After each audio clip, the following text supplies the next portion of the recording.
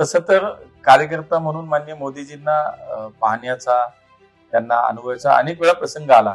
एक नेते म्हणून अनेक सभा असतील, अनेक मोठे अधिवेशन असेल पक्षाचे, असं अनेक वेळेला नेहमी पाहिलं. पण प्रत्यक्ष भेट अगदी जवळ होणं आणि संवाद होणं याचा एक प्रसंग मला आठवतो की ज्यावेळेला मी पुण्याचा महापौर होतो, त्यावेळेला पुणे महापालिकेच्या आवारामध्ये छत्रपती शिवाजी महाराजांचं स्मारक आम्ही उभं केलं आणि त्याचं उद्घाटन माननीय मोदीजींच्या हस्ते केलं. त्यावेळेला माननीय मोदीजी ज्या वेळेला आले होते महापालिकेत, तेव्हा प्रत्यक्ष समोरासमोर पहिल्यांदा इतक्या जवळ पाहिलं आणि संवादही त्या 1 तासाच्या प्रवासामध्ये खूप झाला. एकतर आमचे सगळे नगरसेवक वगैरे असे खूप लांब उभे होते आणि मी माननीय मोदीजींना म्हणालो की ये सब हमारे पार्षद है, सबकी इच्छा है की आपसे एक बार मिलना है. तो बोले चलो. खरं तर त्यांच्या ते कार्यक्रमात पण नव्हतं की तिथून त्यांनी उद्घाटन करून असं बाहेर जायचं होतं. पण हे मी त्यावेळेला त्यांना विनंती केली, ते तिथून सगळा प्रोटोकॉल तोडत आमच्या सगळ्या नगरसेवकांना भेटायला त्यांच्या जवळ गेला आणि प्रत्येकाशी हस्तदंतन केलं. प्रत्येकाला त्यांनी नमस्कार केला. मला असं वाटतं की इतका मोठा माणूस पण एका कार्यकर्त्याच्या विनंतीला लगेच कसा रिस्पॉन्स द्यायचा हे त्यावेळेस मी पाहिलं. त्यानंतर तो त्या दिवशीचा प्रवास मला आठवतो. मेट्रोच्या पहिल्या लाईनचं उद्घाटन पुण्याच्या होतं आणि ज्यावेळेला कोनशिलेचं अनावरण होतं त्यावेळेला मला आठवतं की मी थोडासा मागे होतो आणि त्यांनी मोठ्याने आवाज दिला, मराठीत बोलले, महापौर कुठे गेले.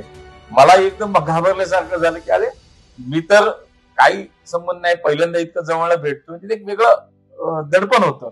आणि अशा वेळेला मग जवळ घेतलं, धन्यवाद टाकला. मला असं वाटतं की कार्यकर्ता म्हणून मला ती आठवण माझ्या आयुष्यात खूप महत्वाची वाटते, ती कायम राहील.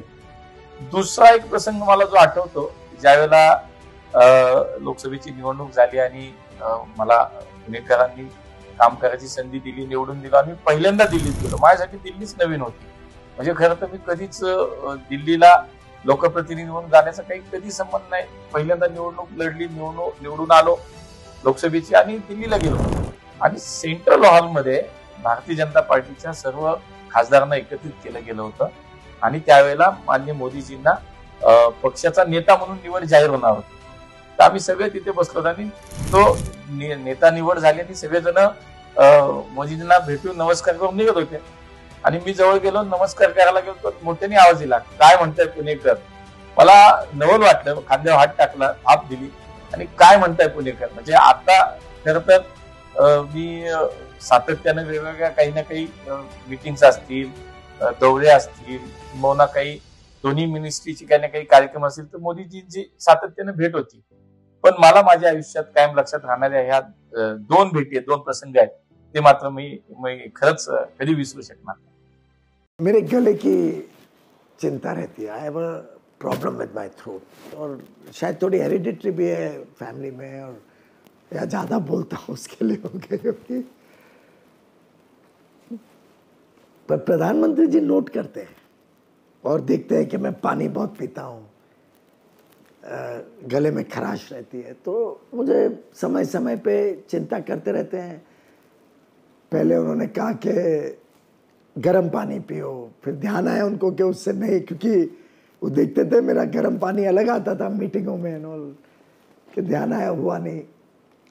और मेरी तो लगभग इस समय तक, हम शाम के समय रिकॉर्डिंग कर रहे हैं, शाम के समय तक तो मेरी आवाज़ लगभग निकलती नहीं थी मुंह से. फिर उन्होंने थोड़ा कहा कि आयुर्वेदिक कुछ ट्राई करो. एक दिन कोविड के दौरान, और मुझे वो दिन कभी लाइफ में भूलेगा नहीं, जुलाई का महीना था 2020, फ्राइडे था, शाम का 5 साढ़े 5 बजे का समय था.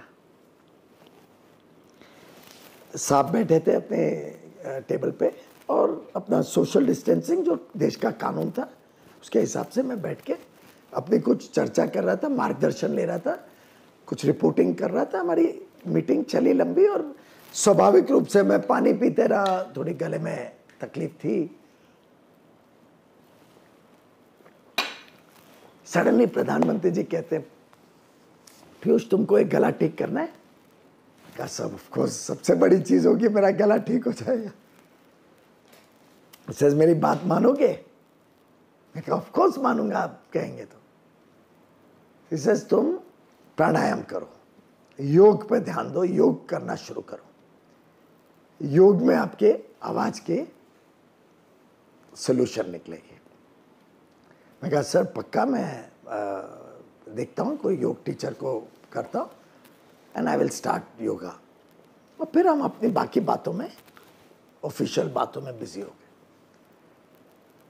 मैंने रात को घर पे भी बताया, आई वॉज क्वाइट टच्ड, और मैंने बताया कि हमको अभी ढूंढना है, देखते हैं, फलाने से बात करते हैं,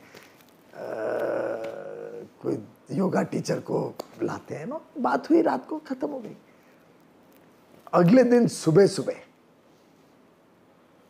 माननीय प्रधानमंत्री जी के घर से फोन आता है।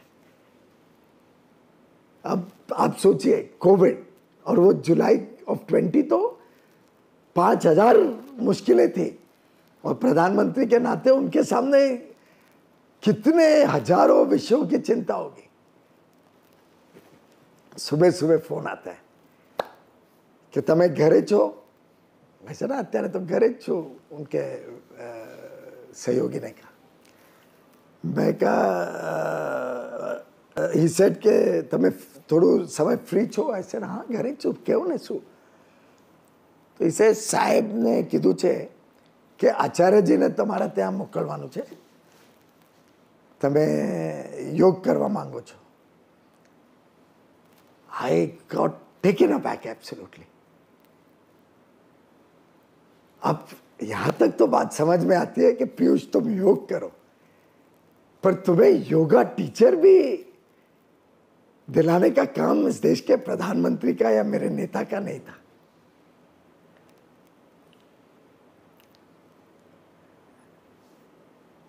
और वो भी उनका सहयोगी पूछ रहे, तमने फावसे अर्धो कलाक में आचार्य जी आवे तो। आई सेड मैं गाड़ी भेज देता हूँ लेने के लिए। ई सेड कि नहीं, वी विल अरेंज। तो किस देश का प्रधानमंत्री आपकी चिंता करेगा कि आपका गला ठीक करना है? 2 नुस्खे नहीं चले तो तीसरा नुस्खा बताएगा, और अगले दिन आपको टीचर भी भेजेगा। मैं जब मंत्री बनी, इस बार इलेक्शन हुआ, तब मेरे कॉन्स्टिट्यूंसी के 50 लोगों की बस नेपाल में वो जा रहे थे, काठमांडू में, मतलब खाई में गिर गई। तो 50 लोगों की वहाँ पे वो बस से गिर गए, उसमें से 25 लोगों की डेड हो गई ऑन द स्पॉट। तब फिर मुझे उनके फ़ोन आए, फिर मुझे जाना था, और अभी मिनिस्टर बनने के बाद पीएमओ से परमिशन लेनी पड़ती है, और तब I think so PM sir यहाँ पे नहीं थे, वो बाहर थे, आउट ऑफ थे। तो मुझे जाना था, परमिशन यहाँ से कनेक्ट नहीं हो पा रहा था। तो फिर मैंने पीके मिश्रा सर से मैंने बात की कि सर मुझे जाना है, मेरे कॉन्स्टिट्यूंसी के सब लोग हैं और नज़दीक के लोग हैं, तो सिर्फ आप मुझे जाने के लिए परमिशन दो, मैं खुद होके मैं चली जाती हूँ, मुझे बाकी कोई चीज़ प्रोटोकॉल वगैरह नहीं चाहिए, सिर्फ मैं वहाँ पे पहुँचूँ।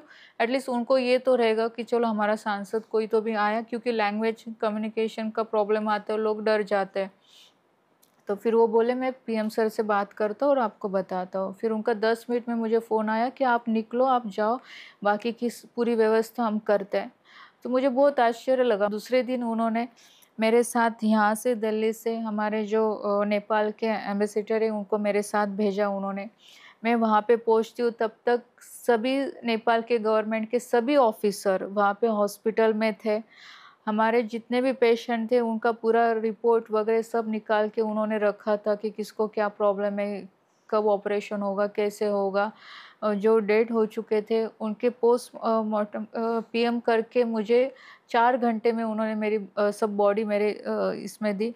और सबसे बड़ी बात कि खुद पीएम साहब ने इसमें ध्यान देके डिफेंस का प्लेन करवा के मैं वहाँ पे पहुँची 10 बजे, 4 बजे सबकी बॉडी लेके मैं वहाँ से निकली, 6 बजे मैं जलगाँव में मैंने लैंड किया। तब मुझे रियलाइज़ हुआ कि वो सरकार की पावर क्या होती है, और अगर काम करने की आप में इच्छा हो तो काफ़ी कुछ सपोर्ट आपको मिल सकता है, और आदरणीय पीएम साहब वो करते हैं।